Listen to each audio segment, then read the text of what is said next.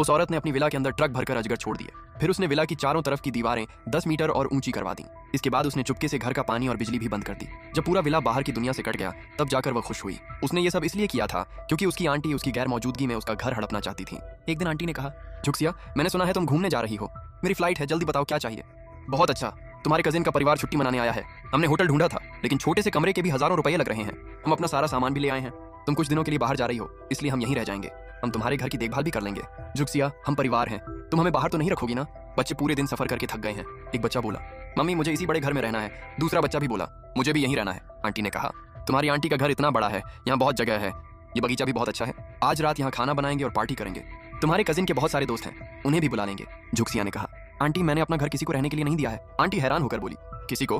मैं तुम्हारी आंटी हूँ और ली चियांग तुम्हारा कजिन है। झुकसिया ने कहा, रिश्तेदार भी मेहमान ही होते हैं। मेरा घर मेरी निजी जगह है, मैं इसे किसी को रहने के लिए नहीं दे सकती।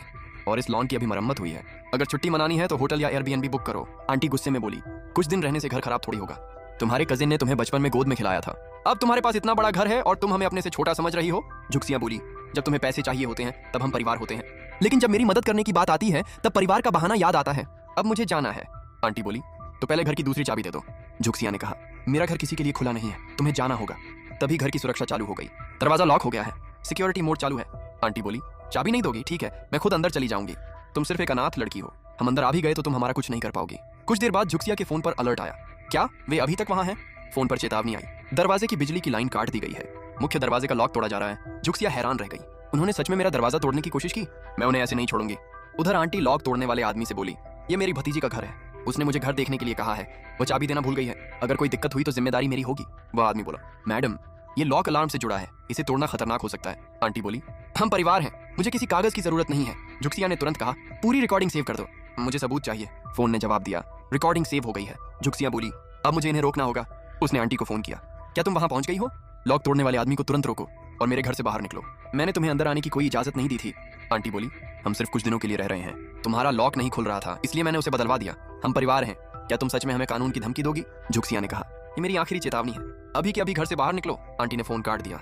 कुछ देर बाद उन्होंने दरवाजा तोड़कर घर में प्रवेश कर लिया। उनका पूरा परिवार अंदर चला गया। बच्चे खुशी से बोले, मम्मी ये घर कितना बड़ा है, अब से यही हमारा घर है। एक ने कहा, कुछ दिन और रुकते हैं, अपने दोस्तों के लिए वीडियो भी बनाएंगे। आंटी बोली, ध्यान रखना झुकसिया की कोई फोटो वीडियो में नहीं आनी चाहिए, वरना लोगों को सच पता चल जाएगा। तभी झुकसिया ने फिर फोन किया, आंटी तुम मेरे घर के अंदर जा चुकी हो, अभी बाहर निकल जाओ। अगर अभी निकल गई तो मैं सिर्फ दरवाजा तोड़ने का मामला उठाऊंगी। आंटी हंसकर बोली, तुम्हारा सरनेम लिन है, हमारा भी लिन है, तुमने अभी शादी भी नहीं की है, इतना बड़ा घर तुम्हारे किस काम का?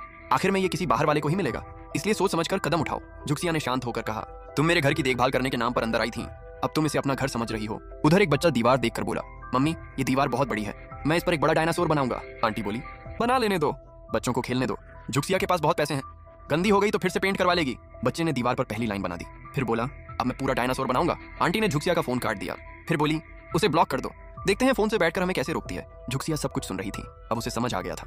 वे जानते थे कि ये उसका घर है, लेकिन उन्हें लगता था कि झुकसिया कुछ नहीं करेगी। उसने एयरलाइन को फोन किया, मुझे अगली फ्लाइट में जाना है, वो 40 मिनट बाद है, लेकिन सिर्फ बिजनेस क्लास की सीट बची है। झुकसिया ने कहा, कोई बात नहीं, मैं वही सीट ले लूंगी। अगर वे उसके घर को पार्टी की जगह बनाना चाहते थे तो अब उन्हें इसकी कीमत चुकानी पड़ेगी। पूरी कहानी देखने के लिए नीचे दिए गए बटन पर क्लिक करें।